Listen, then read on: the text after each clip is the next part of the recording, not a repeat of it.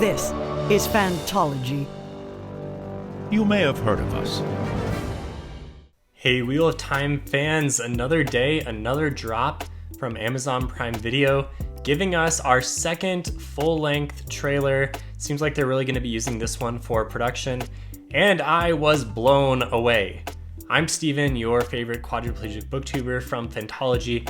Thanks for tuning in. We're going to be breaking down some of the things that I saw, some of my impressions from the trailer, and why I could not be more excited for November 19th when the Wheel of Time TV show finally arrives. It's really crazy right now for me to think that it's just over a little over 3 weeks away.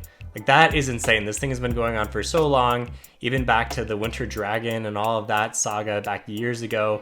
And finally, we could have a Wheel of Time show here on the small screen. Like, I could not be more excited. So if you take anything away from this video, know that I loved it. And then now maybe, like, there were a few things that, I'm not sure, but the jury's still out, obviously, because we haven't seen this show yet. But there are some things in the trailer that, I've seen some criticisms on, but overall, like, this looks really good. I could not be more excited. Swear your oath, Moraine to die.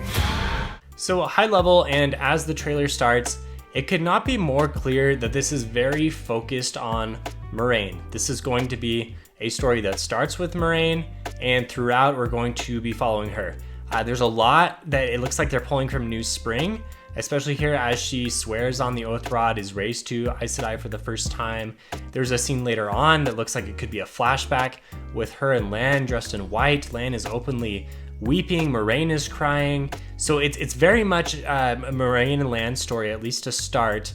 And I honestly wonder, like, could this be episode 1 where instead of starting with Rand and Tam walking to Emond's Field, instead we start with Moraine and Lan?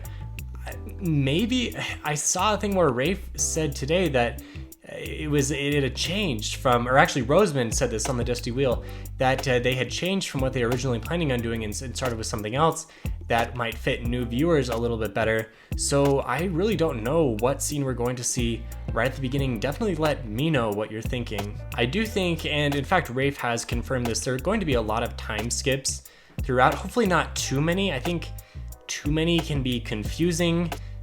See The Witcher, which I was okay with personally, but I heard a lot of criticisms from others, like they had no idea what was going on because of all the time skips. So I hope they don't do this too much in Wheel of Time, just kind of keep it as a linear path. But Rafe has says they're going to be jumping back and forth, and there are a few things that are pretty obvious from the trailer that they're going to be doing. Next. The two rivers. The old blood runs deep in those mountains. There's a shot here where Lan asks Moraine where they're going next, which implies that they've been on this search for a while and that the story has followed them for a while. It seems like this is a lot of New Spring and possibly some adaptation of the sequels to New Spring that Robert Jordan wanted to write but never got to before his death, unfortunately. That would be really interesting. I think we'd like to see that on screen. I hope it doesn't distract too much from the Emond's Field 5 journey. If I had to put down money now, I would say we still start with Emond's Field 5. We go to Moraine and Lan's dramatic entrance in the Wine Spring Inn clip. Since we already saw that, it seemed like a really dramatic entrance. It seemed like that's going to be the first time we see Moraine and Lan. Like, it would be weird to have hung out with them for an episode and then they enter the Wine Spring Inn that dramatically. That seems strange to me. So I do think we start with Emond's Field 5, and then later on it's like a flashback where we get like, okay, here's what Moraine is doing, and throughout there are more and more flashbacks. And by the way, this video is going to have some spoilers for at least the first book, The Eye of the World, so if you haven't read anything, maybe just tune out and watch the show, or read the book is really what I want to recommend. But I think this is going to lead up to the conflict with the Aiel and King Layman and the Carrion after he destroyed the Tree of Life and Rand was born on the slopes of the Dragon Mount. I think that's finally going to be the reveal towards the end of the season, where it's like, oh, here's what Moraine has been doing, and Rand is the one that fulfilled this prophecy and he's the dragon reborn. I think that'll be at the end of the first season. It kind of seems like a nice dramatic ending of a season. Could go a different way, but it's kind of similar to like Game of Thrones, Tower of Joy, R+L = J type of thing. If you've seen the show, you know what I'm talking about, where after a lot of speculation at the end, well, towards the end for Game of Thrones, we get some answers. I think we get answers sooner, and it does seem like they're really playing up like who is the Dragon Reborn type of thing throughout. We've seen this now in this trailer and in a previous teaser on Amazon Prime. So I think that will be the big mystery that will finally be answered at the end.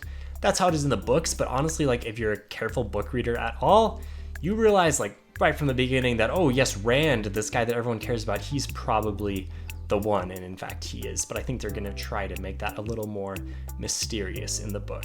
So the trailer starts, we get the Aes Sedai, we get this guy talking about the Aes Sedai.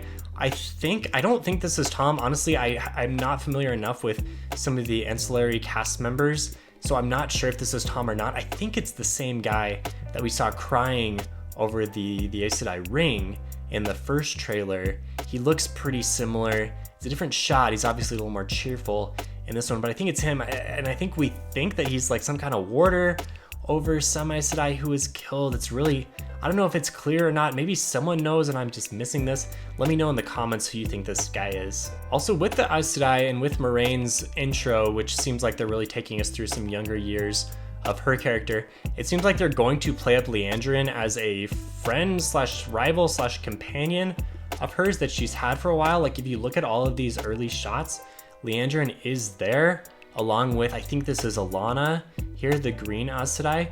So this could be interesting, and later on into book 2, maybe I won't do book 2 spoilers, but that would be a really interesting dynamic to get into. Okay, so we see them go off to the Two Rivers, and the Two Rivers blood is really played up. I like this. This is nice. Where next? The Two Rivers. The old blood runs deep in those mountains. Let's hope it's prepared them for what's coming. This is staying true to the series. Not everything needs to stay true to the series for me, but I do like this idea, and that's really going to, like, Moraine has to explain why she's here looking for the Dragon Reborn, right? We need some plausible explanation for the audience to buy into this, especially if it really starts with her backstory, or if we see her backstory throughout. So I like that the Two Rivers blood is played up. I hope we get kind of the tale of Manetheren, and that really sets our Emond's Field 5 apart as people with a lot of potential, as very interesting characters. So speaking of the Emond's Field 5, I love the Nynaeve braid tug slash flip. Rafe said, well, he kind of hinted that we wouldn't see a lot of the braid tugging, but he did want to get at least one in there. That's fine. There was too much in the books, in my opinion. And this is kind of like a hardcore moment for Nynaeve here as she flips her braid over her shoulder. It looks very cool.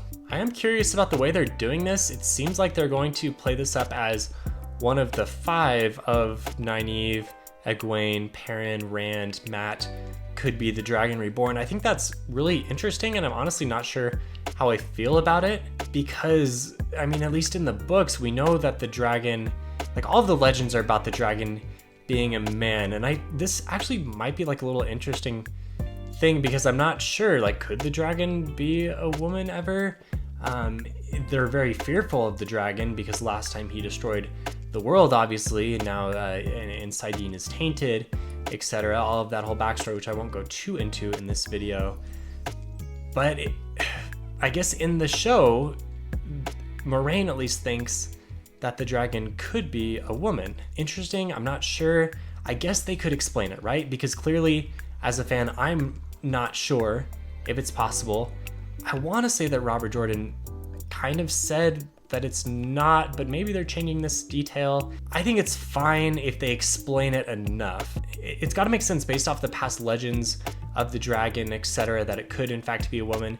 Because if they're only afraid of the dragon because he's a man and therefore he would be going crazy, channeling Saidin, then that doesn't make any sense. But if they said like it could be a man, could be a woman, I do need a reason why we would be afraid of a female dragon, or maybe we're not afraid of a female dragon, maybe we're hoping for a female dragon.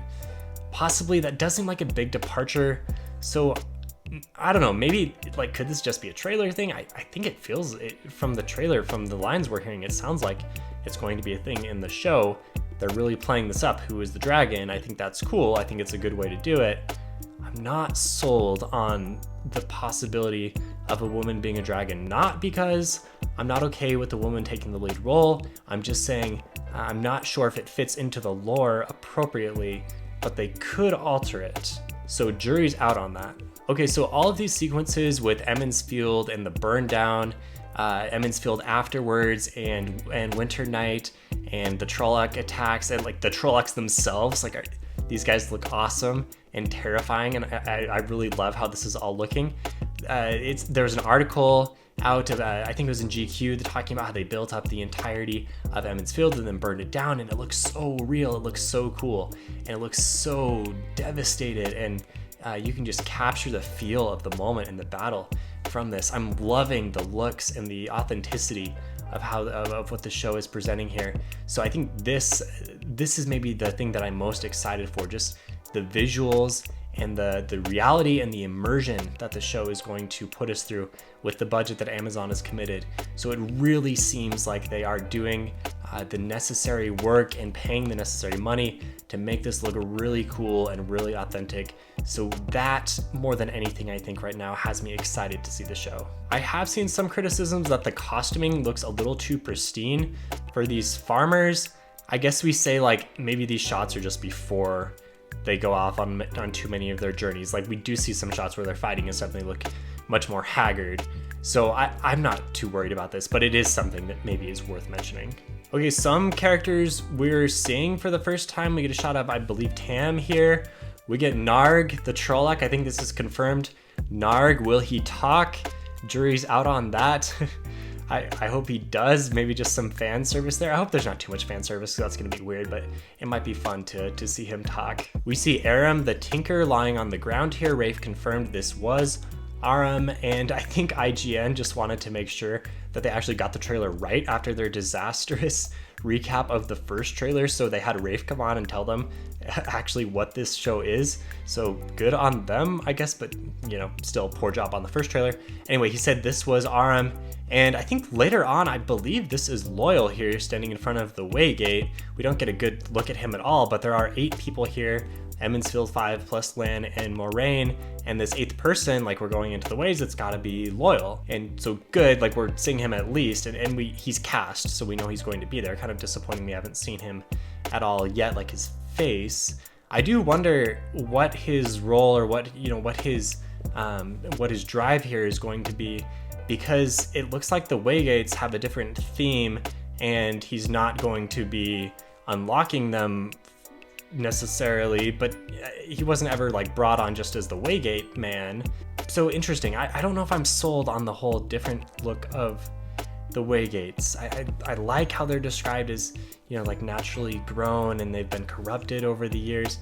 Like that's all very cool, and it could still be the same thing, but it seems like it's more of like just an Aes Sedai thing here, as Moraine is the one approaching the gate and the person that I think is Loyal is hanging back. So I hope they give Loyal something to do and he's not just like baggage for sake of the story because there's an ogre named Loyal in the story. Like he's got to have something to do. I have a lot of faith in Rafe and in the whole team that they are going to do this correctly. I'm just curious here because it does seem like his role is going to change a little bit. Okay, the White Cloaks are really evil. This is awesome. Like they needed to be really menacing. And here we see the shot of this yellow Aes Sedai that's being burned at the stake. We see this menacing looking White Cloak laughing and enjoying it as he sips wine nonchalantly and arrogantly. And then we see this collection of Aes Sedai rings. So this specific White Cloak has killed this many Aes Sedai. I don't know how he's killing this many. That would be interesting. But wow, these White Cloaks have really gone dark, and that's good. They need to be more than just kind of bumbling villains, which they were at times throughout the books. We need to be afraid of them, and here when Perrin and Egwene are surrounded by them, we need to feel how scary this is and the stakes here. And I think they're doing a really good job of doing that here from this shot of burning the Aes Sedai at the stake. Okay, I mentioned this shot earlier of Lan and Moraine wearing white and crying. This is way more emotion than we've ever really seen from Lan in the books. Rafe talked about this in his IGN video, and he said he really wanted to make sure that the audience understood the emotional bond between Warder and Aes Sedai, and he talked about how it's one of the more complicated relationships as they can feel each other, but it's typically not a sexual relationship. And you know, interesting. I don't know, like, why is Lan crying so much? I think maybe I need to be sold on that, but I do like the depth of the emotional bond that they're showing.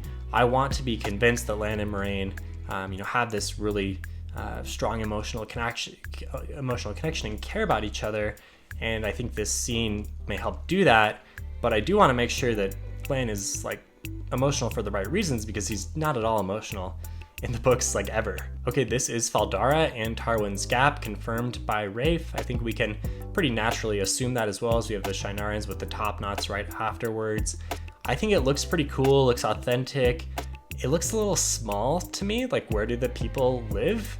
But it's all just this fortress, right? It makes sense, we're right here by the Blight. Maybe I would have liked to see like a little bit bigger thing, like there's got to be some kind of like outer city, even though we're right on the edge. But I don't know, like as a fortress it makes sense. Maybe a bigger fortress is what I want. But I do think the Shienarans look cool and realistic. I'm liking the look of some of these battles. It looks like they're really going all out here and making this look authentic, and making the wars look believable. And speaking of authentic, we have a couple shots, very quick shots of what has to be an Aiel with blood-soaked spears fighting in the snow here with snow camo on. It's obviously an Aiel, like you cannot convince me of anything else. I think this is a flashback, like my theory, like I talked about, is I think this is a flashback to the war against Carrion when the Aiel invaded. I think this is going to tie into the dragon's birth, to Rand's birth here on the slopes of Dragon Mount. It could be some other Aiel characters, but this makes the most sense, like as a structure of a season, to have it be a big mystery and then a reveal at the end as we're getting pieces of Moraine's backstory. I'm kind of coming up with my way of putting together this season, but I'm liking it, at least from my experience watching TV. And then two other small things to note. In Rafe's IGN interview, he said that instead of calling the Sidene corruption the Taint, they're actually going to call it the Corruption. Sounds like the Corruption is like a noun, like capital C, that they're going to be using rather than the Taint. Okay, I guess so. Yeah, I mean, I suppose Taint has some junior high level jokes associated with it, but I don't know, I'm so used to it being called the Taint that it feels like a little bit of a betrayal to switch the name. And Rafe like hesitated before saying we're calling it the Corruption, as if he didn't really want to do it either. I don't know, maybe a necessity. So the Corruption, it is. That's what I'm assuming. It sounded like he was pretty definitive on it. And then finally, we've heard a lot at Phantology that the translations so far are like pretty poor for some reason. A lot of the Spanish translations especially are just all over the place. And so please clean that up, Amazon. Like if anyone is watching from Amazon, make sure these translations are really good. We want to have a good worldwide audience, so when the actual show comes out, all can enjoy it. Hopefully this is just like a rush job around the trailers. Seems kind of understandable, but let's make sure the translations are rock solid for the actual production. Okay, again, I could not be more excited for November 19th, taking the day off work, planning on binging those first 3 episodes.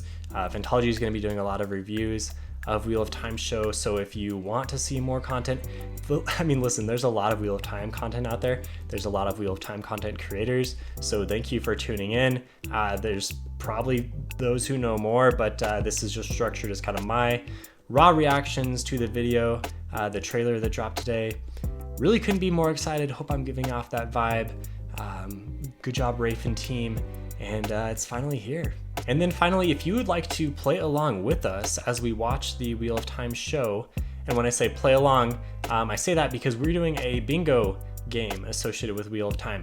So we're going to be having an episode coming out soon with some other Wheel of Time content creators, where we create a bingo card with like a bunch of different things we think could happen, and then as the show goes along, we try to get a bingo, right? So we're not going to make the cards too easy or too hard. We'll try to come up with some legit things, like, for example, will we see a Nynaeve braid tug? Might be too easy because we've already seen that in the trailer. But we'll be promoting that a lot on social media and having some videos come out. So watch for that, submit your bingo card, and maybe we'll have some prizes associated with the game. We'll see how that response comes in. So until next time, until the wheel spins some more Wheel of Time content over to us, see everyone later.